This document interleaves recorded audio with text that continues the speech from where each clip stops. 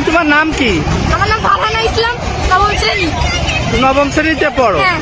আচ্ছা, কয়েকদিন ধরে দেখছি তোমরা আন্দোলন করছো, আর আজকে বাইগাছা পৌরসভার প্রধান এই সড়কটি অবরুদ্ধ করে তোমরা আন্দোলন করছো। আসলে তোমাদের এই আন্দোলনটা কি জন্য?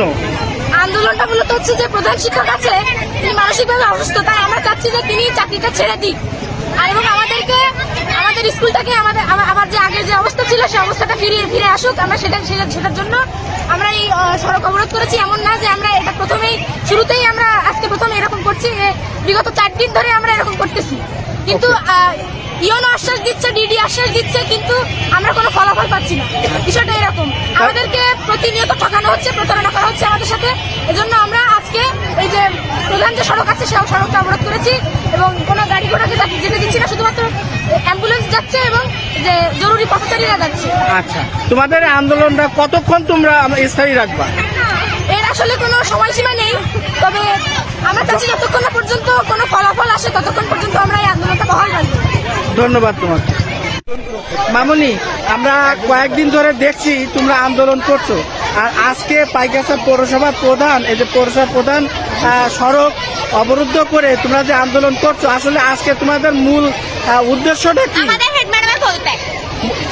এবং এটা তোমরা কতক্ষণ ধরে করবা? যতক্ষণ না পর্যন্ত উনি পদত্যাগ না করবে তোমাদের এই আন্দোলন চলবে।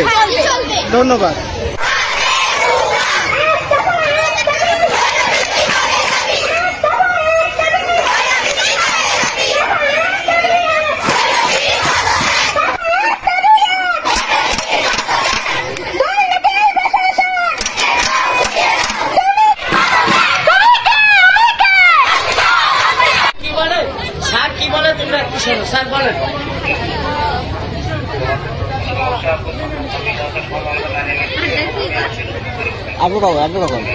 কখন আসবে এটা বলো।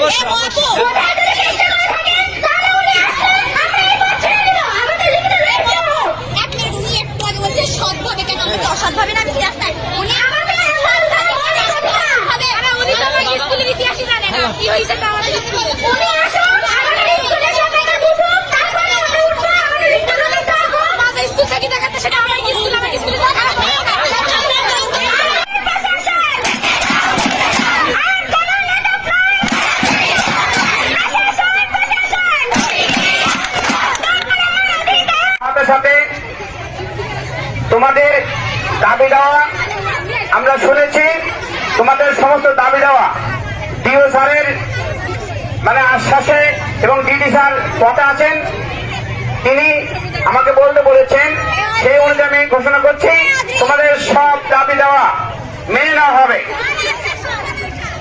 এটা ডিডি স্যারের মাধ্যম দিয়ে ডিও স্যার